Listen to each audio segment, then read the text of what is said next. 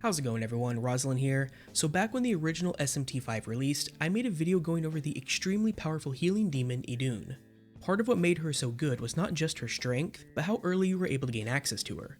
I mean, getting a demon that can carry you from level 42 until the end of the game when you finally get somebody who's better is a pretty good deal. Well, apparently someone at Atlas thought that wasn't good enough and decided to make another Idun, only better. Now if you don't have access to Sakuya, Idun is still just as good as she previously was, and you can check out my video on her for a build guide, which I'll leave linked in the video description below. The fusion path shown in that video may not work anymore due to the addition of new demons, but the build certainly still does. Now if you have access to Sakuya though, she's going to be a pretty significant upgrade. So this is what I'm calling the general purpose build for Sakuya. This would be the build you make first, and then iterate on as you level up and progress through the game. Energy Drain is taken as a form of MP restoration that also provides self-healing and a bit of damage. It's easily one of the most efficient skills in the game and a staple of all of my healing and support demons. Aegidyne and Zondyne provide some elemental coverage for generating press turns. Hygeia increases the healing of the next skill cast and allows it to heal up to 30% above max HP. Do note that you don't need to cast the heal immediately on the following turn, as the buff from Hygeia will stay active until you cast your next healing skill. Resist Elect removes Sakuya's only weakness, and Great Mana Spring further helps with sustaining her MP pool alongside Energy Drain. Now let's talk about her unique skill and what makes Sakuya such an upgrade over Idun. Sakuya Sakura is Konohana Sakuya's unique skill, and it is almost entirely the same as Idun's, but with one key difference. Just like Idun's Golden Apple skill, Sakuya Sakura is a team-wide heal that restores a slight amount of HP and provides the Luster Candy effect. Boom Boost is taken, by the way, to increase the effect's duration from 3 turns to 4 turns.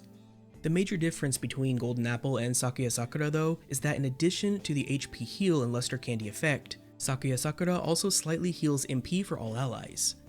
If we directly compare them, Idun's Golden Apple has a base healing power of 60 plus 10% of the target's max HP for its output, and of course the Luster Candy effect, all for 125 MP baseline, 107 MP at plus 5 healing potential.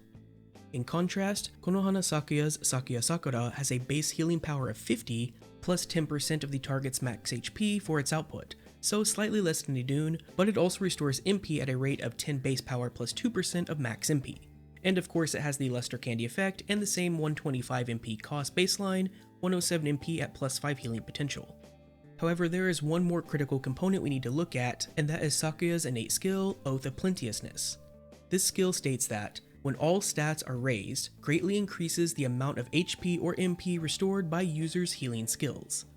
What this means in practice is that if Sakuya heals a target that has each stat buff on them, so the effect of Tarukaja, Rakukaja, and Tsukukaja, the HP and MP healing of that skill will be doubled.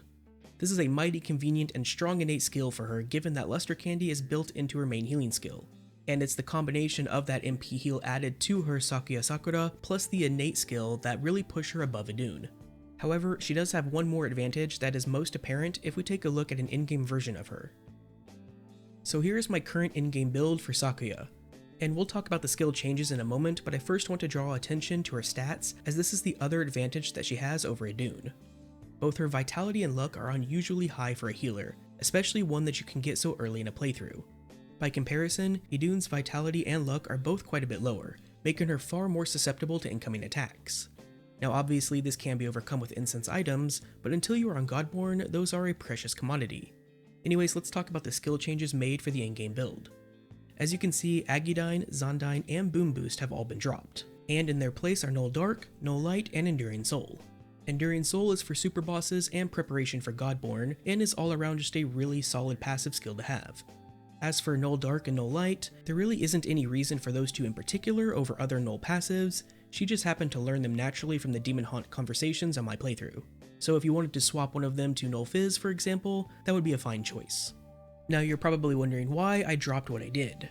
Well, Aegidyne and Zondyne were mostly there to help out with press turns, but as this is an in-game version of the build, more reliable options for doing that which don't involve using your healer's turn exist.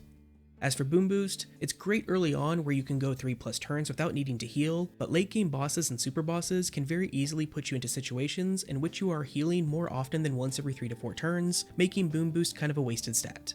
Therefore I decided to drop all 3 for more defensive options. But now that we've covered Sakuya and her build, let's actually show how to make her. Alright, so we're going to be making the general purpose version of this build. It just makes sense to do so since the in-game version builds off of this one. We will be using 2 essences for essence fusion, but they are both Aogami essences.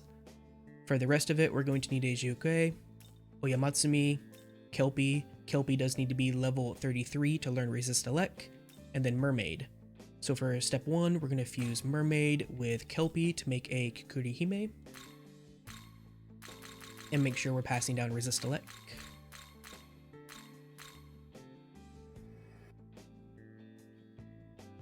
And once we've done that, believe it or not, we're actually ready to fuse Konohana Sakuya. So once you get past all this, which we don't need, we can head over to Special Fusion. And now we're here, so we can go ahead and fuse Konohana Sakuya. Want to be making sure that we're passing down the Resist Elec. The rest does not matter.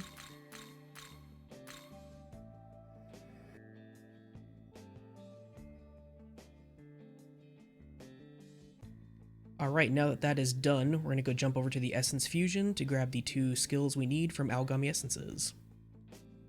Okay, and the first Aogami Essence we need is Aogami Type 9. This is where we are getting Energy Drain. So keep the main stuff, her main heal, Agidyne, Hygeia, Resist Elec, then Energy Drain. Rest doesn't matter. And then we're going to jump over to the other Aogami Essence, which is the Aogami Type B Essence. This is where we are getting Boon Boost from. So again, keep the main heal, Agidyne, Hygeia, Resist Elec, Energy Drain, and then grab Boon Boost. The last 2 do not matter. And once that's done, the last step to do is just to level her up to level 52 to get the last 2 skills. So first level up, we get Great Mana Spring. And then for the second level up, we get Zondyne.